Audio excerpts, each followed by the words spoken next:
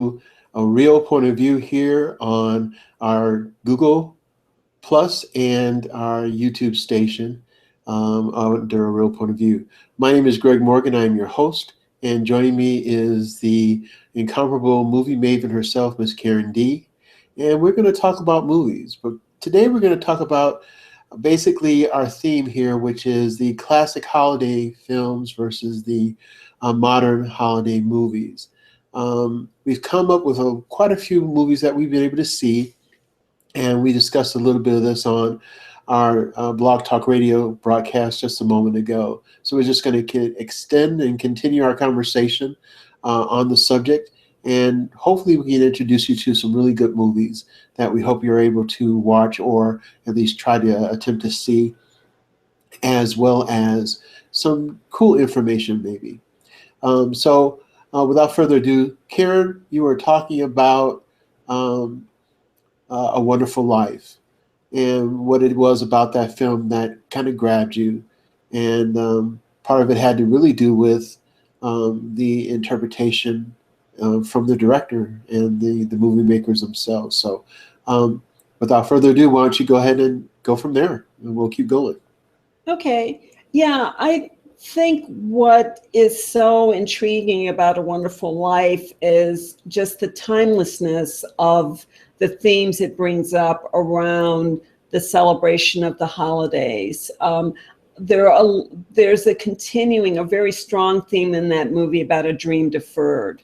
Mm-hmm. Basically, James Stewart's dream. James Stewart's character wants to travel the world and wants to be an architect. He wants to build great things all over the world, and that's all that he thinks about, all he cares about.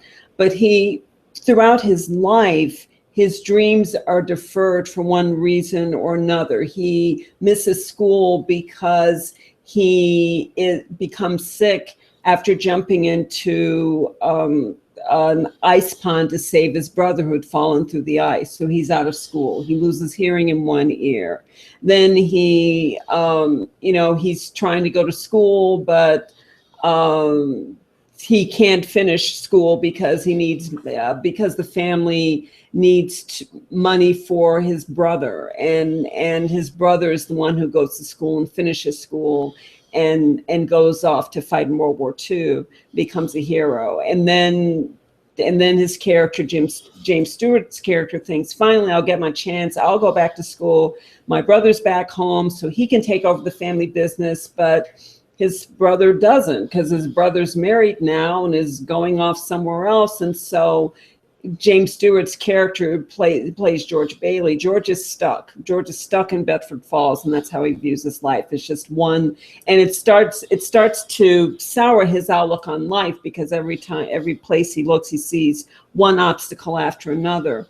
And those themes have a certain timelessness, I think, especially in the 2000s, where I think we tend to focus on so many negative things that happen. I mean, part of that's because we're just inundated with negative news. Mm-hmm. And I mean, frankly, I don't really like to watch the news because I'm afraid it's going to put me in a really bad mood or just a really depressed mood.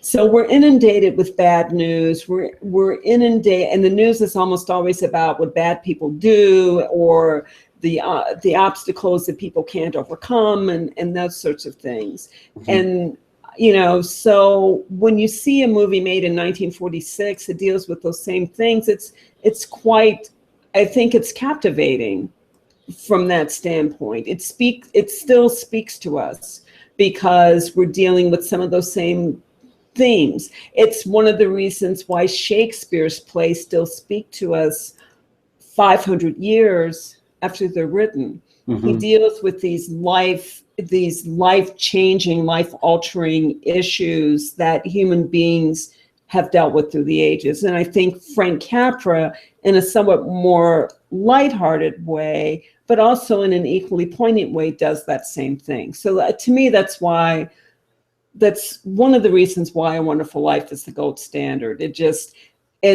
I love the comedic touches, but I also love this continuing theme. What is wealth? What is happiness?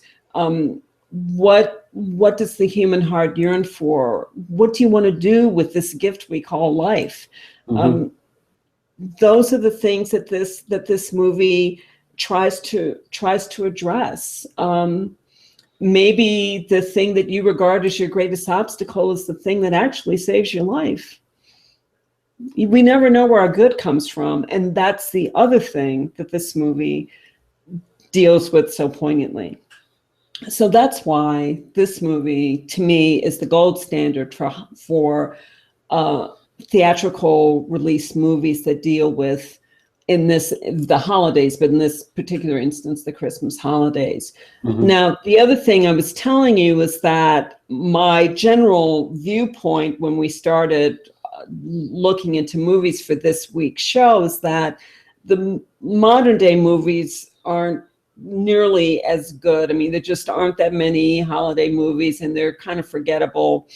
But in looking through the catalog of movies, of theatrical release movies that have been done over the years, I had to say I was pleasantly surprised. There are more movies than I remember that that deal with that. Not that deal with, but that are better than I remember. Although I would say, generally speaking, they're more forgettable movies from that point in time, from the modern point in time, than there were from, like, say, the Hollywood's golden era. Now, one movie that I was able to look at, and we were talking about this in the radio broadcast, was The Nightmare Before Christmas. And this movie, I think, was very well done, very imaginative. And what I like about this movie, it's a Tim Burton directed movie, and I believe it was done in 1993. And this movie just captures a lot of the ennui and ennui boredom, and a lot of the cynicism that we have about the holidays, maybe because they've just become too materialistic or, whatever. But it takes all that and kind of wraps it up in a great big ball and says, let's just run with all the cynicism and see where it takes us. And so to me, this movie is very creative because it does that, and it's a different take. So what Tim Burton does, he says, well, let's go to the opposite of Christmas. That might be Halloween. Let's use that as our jumping off point. And how do we go from the scariest of holidays to the most sacred or the nicest of holidays? How do we get from here to there? And he comes up with a really creative way to do it with this story about a guy who, not a guy, a skeleton whose name is Jack Skellington, who is bored to death with Halloween because he's basically nailed. He's done Halloween every which way you can.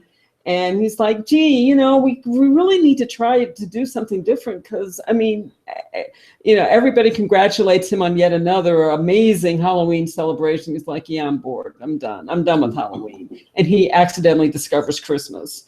And he thinks Christmas is just fascinating. He's like, wow, there's this guy in a red suit, and he doesn't give people shrunken heads or, tarantulas. He gives them stuff like in boxes and stuff called wrapping paper. And it's really weird. So he's like, we're going to do Christmas. And he basically steals the holiday from poor Santa, and Santa ends up in this dungeon, which was not supposed to happen. I mean, there was not Jack's idea. It was not supposed to happen, but that's what happens to poor Santa. And another sort of ghoulish presence is somebody who would love to be Jack's girlfriend. And she tries to help, and she's like, oh my goodness, your plans to co-op Christmas, that's not going to work. And he doesn't listen to her. And poor Santa gets kidnapped. So she ends up getting in trouble trying to save him. The Oogie Boogie monster, who has this amazing song that he sings about all the horrible things he's going to do to Santa. the Oogie Boogie monster has them both and is about to do away with them when Jack,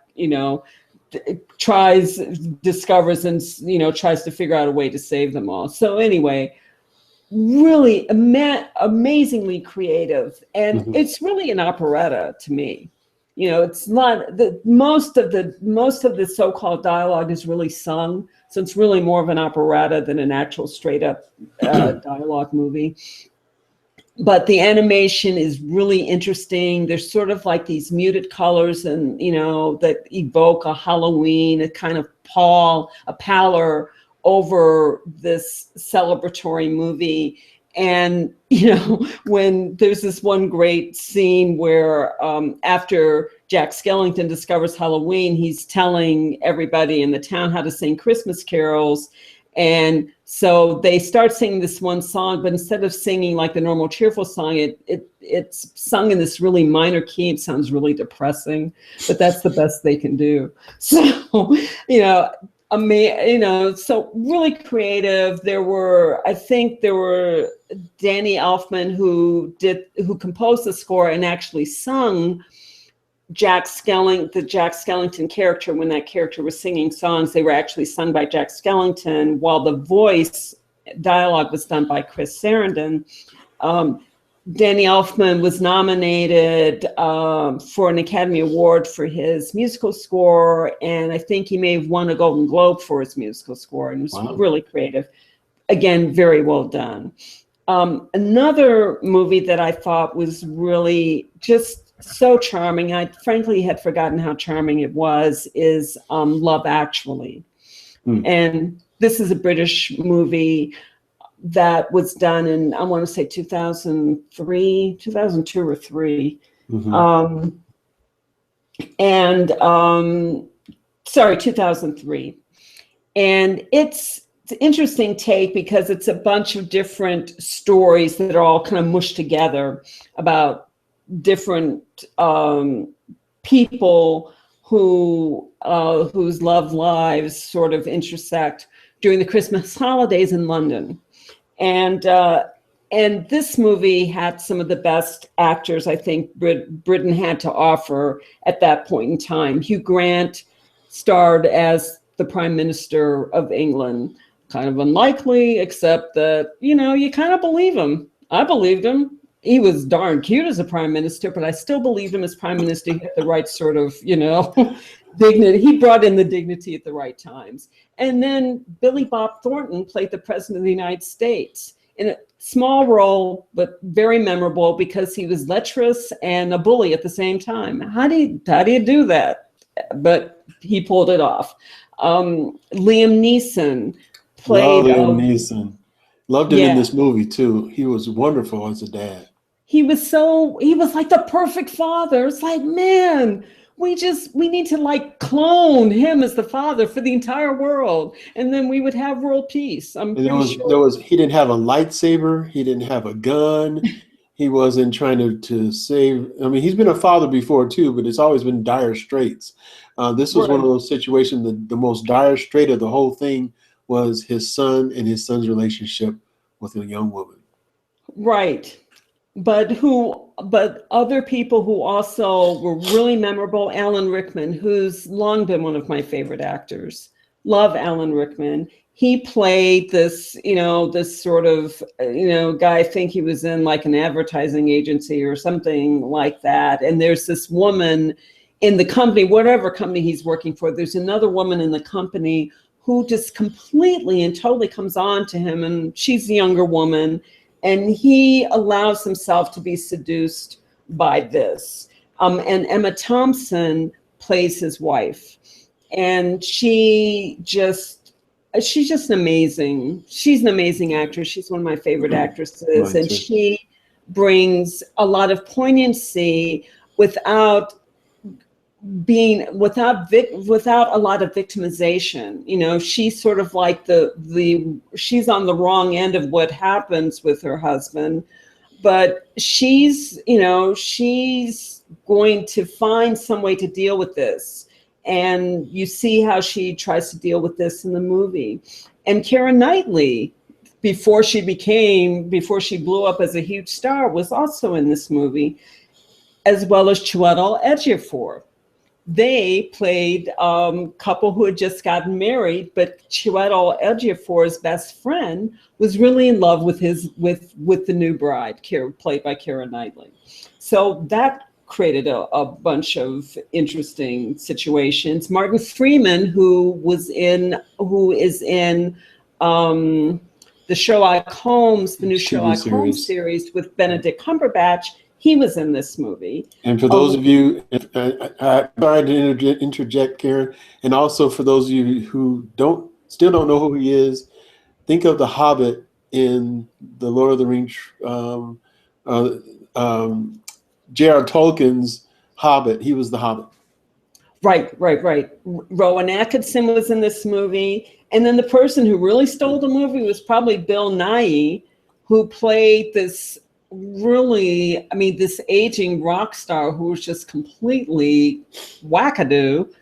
It was fun, though. Great. It was fun to watch because he just decided at that point in his career, he just didn't give a crap what people thought anymore about him, about what he did, what he didn't do. He just didn't care. And so he had one of his best friends was his agent who would set him up on these interviews. I don't know why they kept sending that man out to be on television shows when they knew it was going to be a disaster, but they would send him out on interviews and they would ask him questions and he would just tell the straight up truth.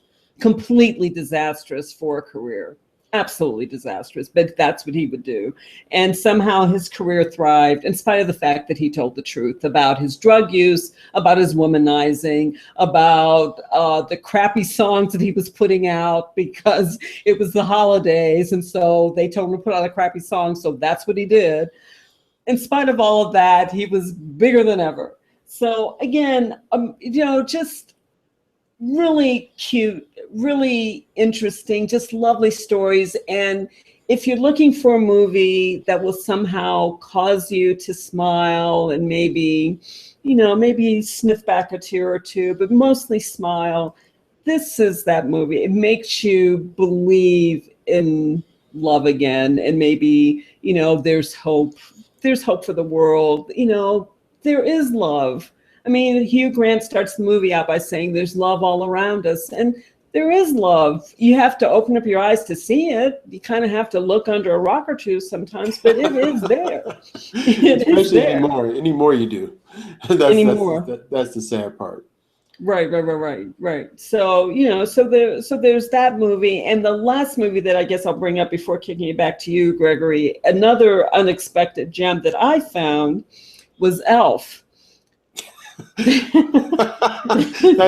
that is a fun. It's a fun movie and a funny movie, and it's so ridiculous that it's really good. It is really good, but I guess this is a movie I never went out of my way to watch, and I actually had it in my collection of films that I owned, not because I was trying to get it, but because Google Play had a special where they gave it to you for free. So I took it. What an endorsement. Right. Yeah, I was like, this just sounds so stupid. And I'm more of a Will Ferrell fan than I used to be, but in 2002 I was not a Will Ferrell fan at all. But this movie was released in 2002. And for those of you who don't know, who are under the same rock I was under, he was raised as an elf. He lived in the North Pole, but it occurred to him probably somewhere in his 30s, it was kind of odd that he was 4 feet taller than everybody else. And his father, who was an elf, played by Bob Newhart, says, well, as it turns out, these weird feelings that you're having are based in the truth, which I should have told you 30 years ago, but as it turns out, you're adopted and you have like tall parents and they live in a magical place called New York City. And he happens to have a snow globe with the silhouette of a New York skyline. You know, the same way we have like snow globes with silhouettes of the North Pole. He had a silhouette with a globe of New York City. I just thought that was priceless. And Will Ferrell somehow gets to New York City, and he's in search of his real father, who's played by an absolute jerk of a man, masterfully by James Caan. And his wife is played by Mary Steenburgen, and somehow she manages to be a nice person who you can see being married to somebody as much of a jerk as James Caan's character was. Somehow you could still see them together. Zoe Deschanel plays the love interest to Will Ferrell's Elf, and she's very charming in this movie. There's the child from James Caan and Mary Steenburgen's marriage, whose name I can't recall off the top of my head, was also very charming. And Faison Love played like a store manager in the store where Will Ferrell worked, and who's like just trying to get sales up and trying to make sure, but he doesn't want the decorations to be too good because it'll put people out of business. So the decorations can't be too good, but they got to get up and all this other stuff. What's really funny is that Peter Dinklage is also in this movie. And if you don't know who Peter Dinklage is, he plays one of the Lannisters in Game of Thrones. And what is his name, Greg? In Game of Thrones, Peter Dinklage. You put me on the spot. I'm sorry. The person. It's oh my goodness. He's a Lannister. He's the short Lannister. Yeah. I couldn't remember what his name was. I know who you're talking about. I just couldn't remember. He's the little person who plays the Lannister in Game of Thrones. He's the best person who plays in the Game of Thrones as far as I'm concerned. And that's sad. True. Tyrion. Yes. Thank you. Yes. He plays Tyrion Lannister in Game of Thrones. He has a small role in Elf. Ironically, he comes in as like this well-known author, and I won't tell you the situation, but Will Ferrell's character meets him and he says, "Oh, wow, another elf." And Peter Dinklage, who's like this very corporate, like badass, basically, he's like, "You call me elf one more time, I'm coming after you." He's like, "Well, okay, you're an angry elf." And Peter Dinklage just goes after him, and it's just like, feathers fly. It was hilarious. So all those things just kind of make it a gem. And Edward Asner plays the Santa, and somehow, Christmas has to get saved because a continuing theme in movies, especially, after 1995 or whatever, is that somehow Christmas is in peril and Christmas needs to be saved. Right. We've done that to death, but somehow in this movie, it's kind of okay. It's really, really cute. But what makes it so cute is that they take all the really cute sort of things that make your teeth ache. They're so darn cute and so darn sweet. They take all that and just sort of play them up to very comedic effect. And then you're like, wow, this is really hilarious. I mean, it's driving me nuts, but it still is hilarious. And the film is much better. It's much better than I thought it would be. It was actually a very sweet, lovely film. So those are the films that I wanted to bring up. So I'll kick it back to you, Greg.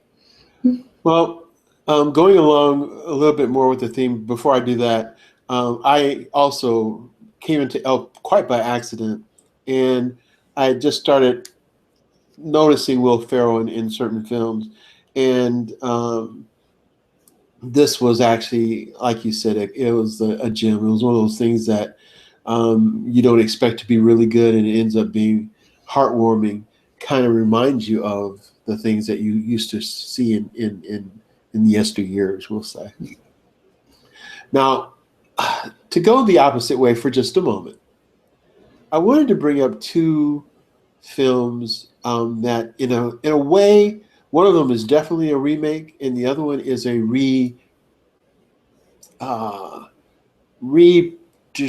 repurposed film. done well. It's the theme is Dr. Seuss, but it's done differently. It was animated originally, and it became more of a theatrical piece, as Karen was alluding to some of these films. So the first movie I'm going to talk about, though, is definitely a remake. Now, the original movie came out, I believe, in 1947, which is a wonderful movie. Stars Maureen O'Hara, which is and Payne. I can't think of his first name now. John. John Payne. Thank you. And we have Natalie Wood as a small child in this film. And it's a wonderful film. And the name of the film is Miracle on 34th Street. It was a movie that just the imagination that was put into this making of a film where Santa Claus is really exists and he's living in New York and he is put to work as a quote unquote store Santa. And what they don't realize is that they've got the real thing here. The 1947 version, it's a wonderful film. And for whatever reason, I don't know what it was, they decided they needed to make a remake of this film. So in 1994, they made this remake with a really good actor, actually, in Edmund Gwenn. But sadly, it was just so bad. Nothing they did in that film resurrected that film to be better than the original 1947 version. Some films are so good, some characterizations are done so well that trying to modernize it by bringing it into another decade sometimes goes awry. And I know you can tell by the way the movie's made that they were trying their best to do better. And the more they tried, the worse it got. And the worse it got, it just couldn't survive it. So definitely one of the, and not just my opinion, many critics' opinions out there as one of the worst movies out there. And it's sad because again, there's some good actors in the film. It just didn't size up. It didn't do anything actually.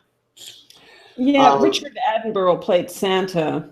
Yeah. In that movie. Dylan McDermott played the John Payne attorney character, and Elizabeth Perkins played the mother.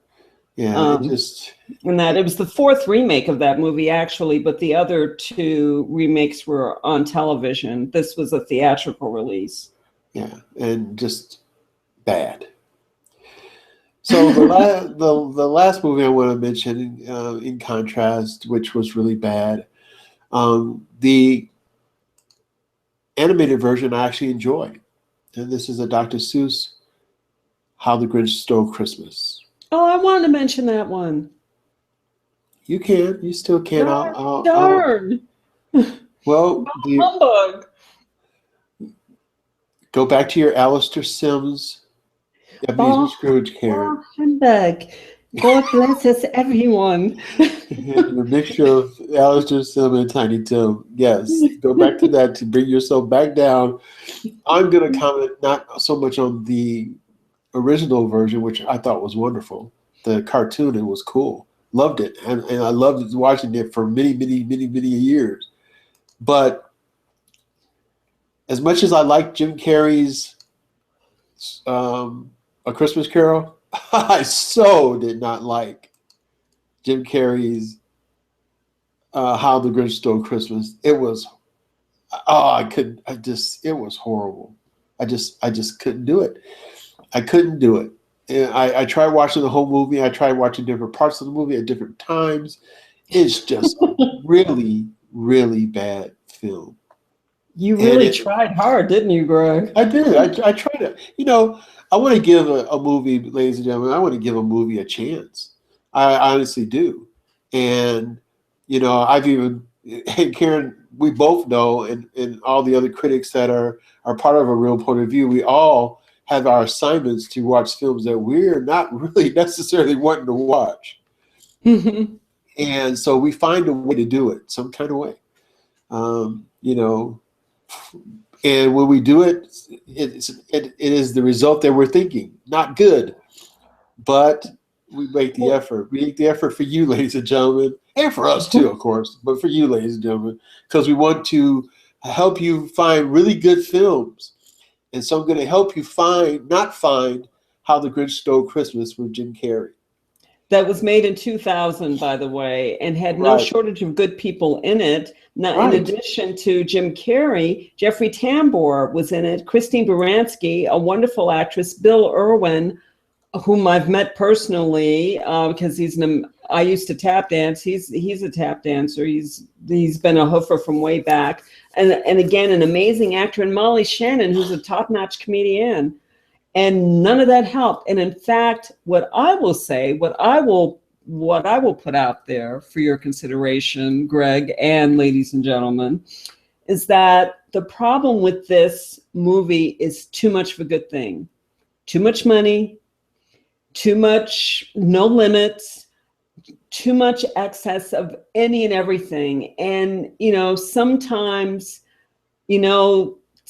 more is too much and Yeah, less really is more.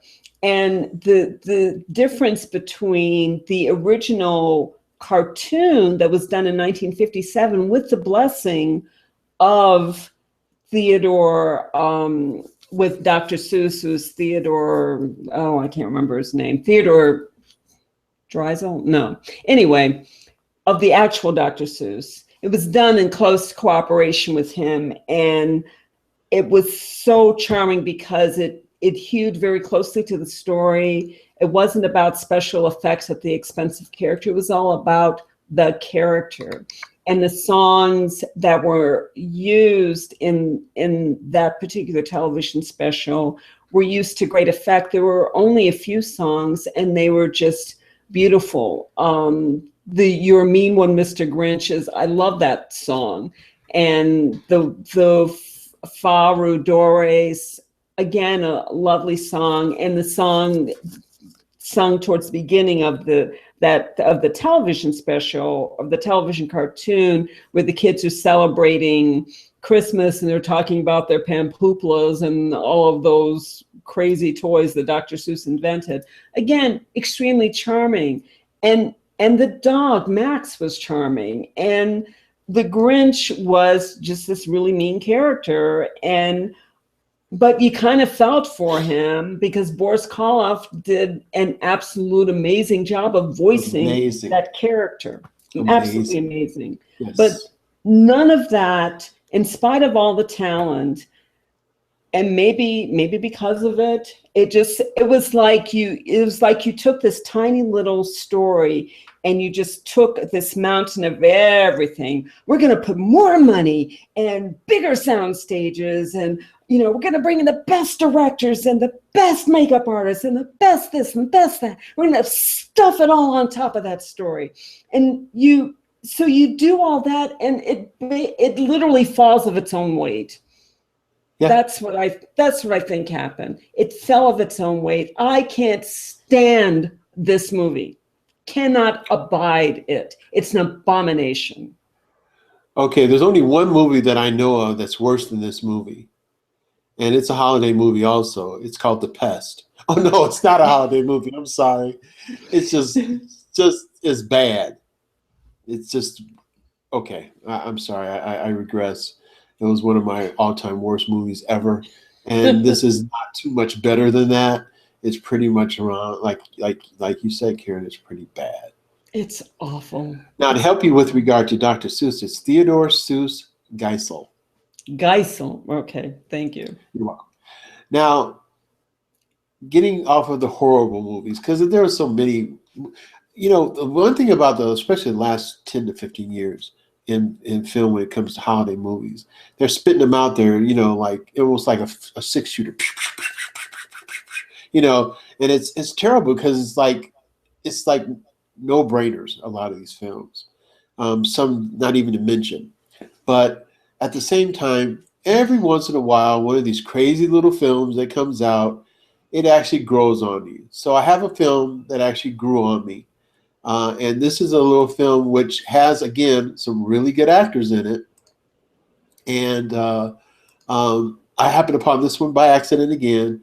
Now, Karen and I are both from Chicago, so we have an affinity for Chicago actors many times.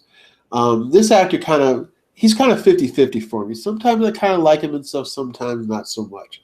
He actually has done some dramatic work, even though he does primarily comedic acting. But he's done some dramatic work, which is actually wasn't too bad. But the guy I'm talking about is Vince Vaughn. Vince Vaughn, for some crazy way, found this really interesting movie for me. And I thought, Vince Vaughn is from Chicago. Maybe I'll give it a shot. And I thought, they're playing on Christmas here.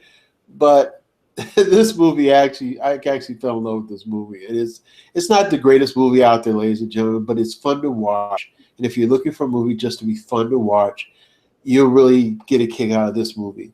And it actually has an actor in it that I know, Karen, I know you like this actor. Paul Giamatti. Like him, yes. Well, this movie is called Fred Claus. Now, the essence of this film is it brings us a little bit closer to our beloved Santa Claus in the sense that now we have a family member. We find out that Santa Claus is not alone. He actually has a brother. And then And you know how families really annoy you at Christmas time? Well, apparently Santa has those problems too. yes, indeed. And boy, does he have them. And boy, does his parents have them. Because, see, Santa's got parents in this movie. So we even get to meet Santa's parents. His parents and his brother, Fred Claus. This is a kind of a delightful story. Kathy Bates plays Mama Claus, Mother Claus. Papa Claus is Trevor Peacock. I mean, it's a really a wonderful movie, but it has some really good actors in it. Like Elizabeth Banks is in this movie. But the person who I thought was one of the funniest parts of this movie plays an elf who is a DJ for all the elves and plays all the music while the elves are making toys. And that is DJ Donnie, who is an elf who's played by Chris Ludacris Bridges. And Chris Ludacris Bridges, the elf, DJ Donnie, and Fred Claus, they just have it at each other throughout this movie. It just adds to the hilarity of this movie. But again, a wonderful cast. We got John Michael Higgins. We've got Rachel Weisz. I mean, it is a nice cast of people in this movie. The difference between this and Miracle on 34th Street, the newer movie, or The Grinch That Stole Christmas with Jim Carrey, is that it actually was fun and it was actually entertaining. And it's not overly cerebral. It has its craziness and quirkiness, but it's really a decent film. And I suggest everybody watch this film at least once. It's just quirky enough that it'll make you laugh. Well, let me bring up another movie that I think is just a wonderful Christmas movie. It is a remake, but it's done a little bit differently, and it's another British movie, but it's a remake of The Christmas Carol, but it's called Scrooge, and it's a musical adaptation that was done in 1970 starring Albert Finney. Yeah, that's a good movie. Oh, so well done. So well. Albert Finney is wonderful as Ebenezer Scrooge because he really avoided the sin of caricature. It's so easy to, just sort of envision or embody just this sort of man who just goes around yapping bah humbug. And even though, yes, Finney's characterization does that, there's something else. And I think the great actors kind of, they find a way to do that. And I'm not exactly sure how they do that. But even though they say one thing, that there's something else.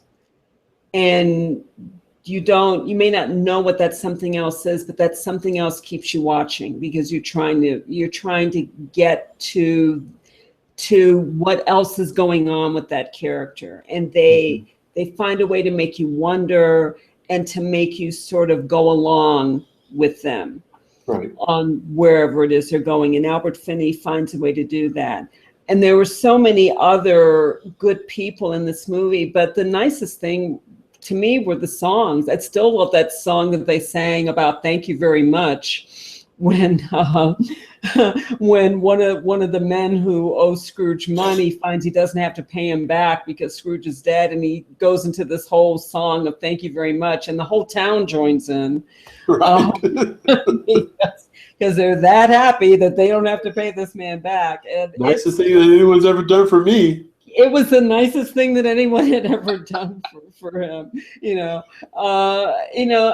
but there's another song that he sings when that Scrooge sings when he says goodbye to the woman that he's really in love with, except that he loves money more. There's a song that he sings that just really breaks your heart for him. And so there's that. And then when he finds that he really does have the Christmas spirit, you really are happy for him and happy for yourself. And, I mean, it makes, when I saw that movie, and I've seen it many times, I still cry at the end of that movie too, with happiness, because it's just so well done. And the great songs, and great acting. So that's a movie. It's 45 years old. It definitely stands the test of time. And if you can find a way to watch that, if the cable gods or the television gods can find a way to make it available, if not, then maybe rent it, or just buy it. It's worth having in your movie collection. It's that good. One thing about Dickens, Charles Dickens, who actually wrote A Christmas Carol, he goes through great depths in trying to get you to understand how hopeless and dire a situation is. And then out of some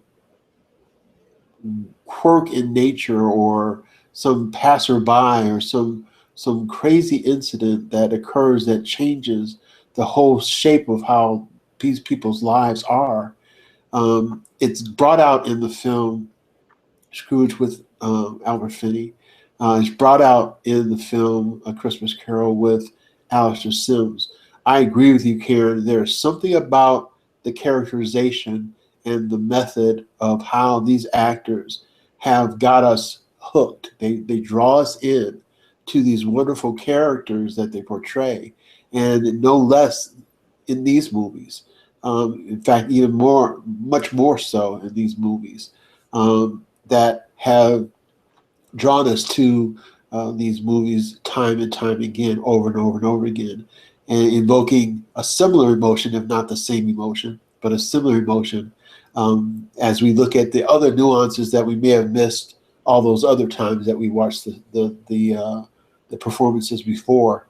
But just a stellar performance by Albert Finney, one of my favorite for him. Mm-hmm. Yep. Absolutely. Yeah. Now, I love to sing, ladies and gentlemen. Those of you who are out there listening who are acquainted with me from the past, or currently acquainted with me, know that music is a big deal for me.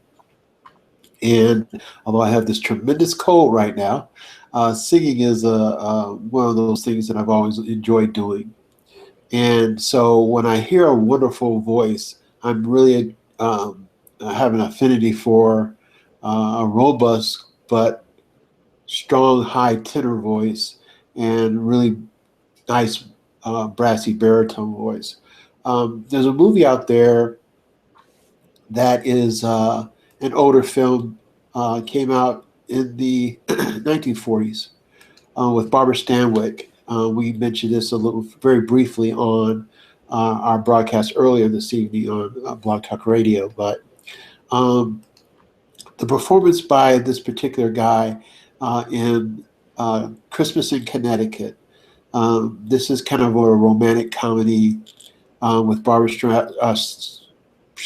Stanwyck, who did a lot of kind of romantic comedies back in the late 30s and early 40s, and this is no different. This basically is about a columnist who's a food writer who lied about being a perfect housewife and invites a military person into her home to uh, show them that she's this wonderful traditional housemaker, and then and things go somewhat awry. But the performances here are really really good. This is a really good movie. But the person that I'm speaking of is Dennis Morgan. Dennis Morgan is one of those really handsome, debonair type actors who has these really quirky looks, but decent actor with a beautiful voice. And of course, loving the beautiful voice and loving the scenario of this returning war hero who's returning, doesn't have anywhere to go and spend Christmas, and his interaction with his host, played by Barbara Stanwyck, is just a wonderful thing to watch. And Dennis Morgan, again, has this beautiful voice. I've seen him in probably about 5 different movies and where he's singing, and it's just a soft, beautiful presence in his tonality, and no different in this film. It's really cool to hear him sing, and he doesn't sing throughout the majority of the film by any means, but when he does, it's apparent that he's got this great voice. Well, I didn't know that. Thank you for mentioning that. I'll have to look at Christmas in Connecticut again. Yeah, yeah, he did. It's not long in there. His voice, it's just like a song or two, but um, there are other films that he's in because he, like Caruso, was um, Mario Lanza played the great Caruso. So he was Mario Lanza, although he had a operatic voice, um, didn't really perform in operas. He actually was a movie star, and he played with this beautiful, strong tenor voice, operatic voice. Well, Dennis Morgan, like him, played a real person, um, and in a film, I'm trying to remember the name of the film right now, but I think it's Irish Rose. I'm looking it up. My Wild Irish Rose. He plays Chauncey Alcott, which was a real person. So this is a biopic, um, and he did this back in the late '40s. But he plays Chauncey Alcott, so he sings throughout the whole movie here, and he has this wonderful Irish tenor voice, um, and smooth Irish tenor voice, and so throughout many of the different movies that he plays in, he was pretty good actor. A large body of work by him, like 70, almost 79 movies, and but his singing voice is it's wonderful. I've seen Wild Irish Rose probably 4 times, and I've seen Christmas in Connecticut probably about as many times, just for the music. Now, there's things about Wild Irish Rose that I don't really like very much, because it's not that it's such a great movie. It's just his singing is really good in that movie. But kind of in contrast, um, the film Christmas in Connecticut was actually a very good movie, and he's a really decent actor. So yeah, definitely would enjoy that one. It sounds enjoyable. I guess I don't remember that. So now that I'm intrigued now that you've brought it up. I definitely am. One movie that I want to mention is The Best Man Holiday, which was done in 2013. Unfortunately, I love The Best Man, the first movie. The Best Man Holiday was a sequel. The Best Right. Man was just a great romantic comedy with Taye Diggs and Sanaa Lathan and Morris Chestnut. The Best Man Holiday has Taye Diggs, and I believe Sanaa Lathan's also in it, Oh yeah. and Morris Chestnut. Yep. And it just is, oh my God, it's so bad. It's so just bad, bad, bad, bad, bad, bad. Just They tried. formulaic. It's, I mean, again, they had the right people, they had the right production team in place, they had the money, they had all the ingredients, and that's the really amazing thing about movies to me. You have great movies sometimes in spite of the fact that none of the ingredients should have yielded a great movie. And then you can have really horrible movies, even if you put every single thing into the making of the movie that should guarantee success. Sometimes there's an inverse relationship between what you put in and what you get out of a movie, which is, that's what makes movies so fascinating to me. And this, you know, I think the Grinch Who Stole Christmas live action movie from 2000 with Jim Carrey and The Best Man Holiday from 2013 exemplify what can go so horribly wrong with all the money in the world and all the best actors and all the best producers, and you can still, they can all make crappy movies. This was a crappy movie. It just was formulaic. It was over. It was manipulative because it was so obviously trying to get you to feel sympathy. And don't you hate it when movies do that? When they try to make you feel something? A movie can't make you feel anything. A movie can present you with a situation, but your feelings are your own. Right. The best movies will present the situation so artfully that whatever they intend, you'll get there on your own. But they can't make you feel that way. They can't drag you there kicking and screaming. And the more they do, the more resentful and angry I become. Woe be unto those movies that pull that crap. And this movie pulled a lot of that crap. So it's like, I couldn't wait to get out of that movie. It was horrible, horrible, horrible. Don't go see this movie. Don't. And if you have, we apologize for that. Yeah, we apologize on behalf of all the producers and all the actors that were involved in that movie. So it should never have come out at Christmas. So why don't we sum this up a little bit, Karen? So the best elements out there to help you find a really good film, the best elements that would make a film a better film, are the art, the creativity that is expressed through the film, the actor's true understanding of the character that they're playing, and their special way of invoking that character's essence so that we understand it and see what's truly happening in a film. That's part of it. That's part of what brings it home, gives it that homey kind of essence that makes you feel better inside. What do you think, Karen? I totally agree with you, Gregory. I think those are very good points. And what I would add also is what will make a movie, what will make me be glad that I got off my bicycle to watch a movie.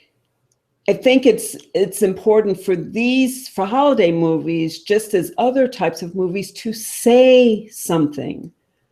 And not just say what everybody else has said. I mean, I think the producer and the director truly have to do what they keep asking actors to do, which is to say, give me a reason to stick around. Say something that makes me go, what? What was that? I didn't realize that's where you were going. Let me find out more. And if the producer doesn't do that, even if you've got great actors, you can still end up with a crappy movie. So if all you want to say is, gee, Christmas is a great holiday and we think it's too materialistic and we need to get our Christmas spirit back. Well, sorry, been there, done that to death. Unless you've got something else to add to the conversation, I'm not interested in that. Not because it's not true, but because we know that already. Can we say something else? Is there anything else you want to add that maybe we haven't heard before? That's the movie that I want to see, a different take. That's why Nightmare Before Christmas is so intriguing.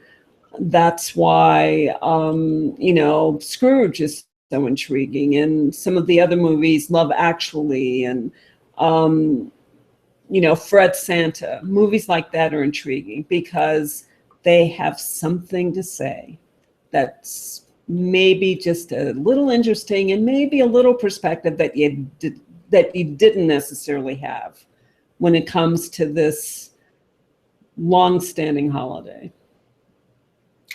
Well, ladies and gentlemen, that's it for our show tonight. We appreciate you joining in here on A Real Point of View on our YouTube channel. And for all those friends out there in Google Plus land, we appreciate you for listening in. You can get the archives of the show on our YouTube channel at A Real Point of View, as well as on Google Plus. So thanks again for watching. And if you ever need help in picking a film, come to us. We have some pretty interesting opinions. Yes. And if you have ideas for shows or for show ideas, or if you want to comment on our comments, then please hit us up on Twitter at Real Movie Guy for a Real Movie Guy's Twitter account, or at Katie Movie Maven for the Movie Maven's Twitter account, and we will be happy to engage. And also here below on our YouTube channel, you can leave us comments, questions, and possible ideas for future shows. Thanks again for watching, you guys, and happy holidays. Happy holidays. We appreciate you. Take care. Take care.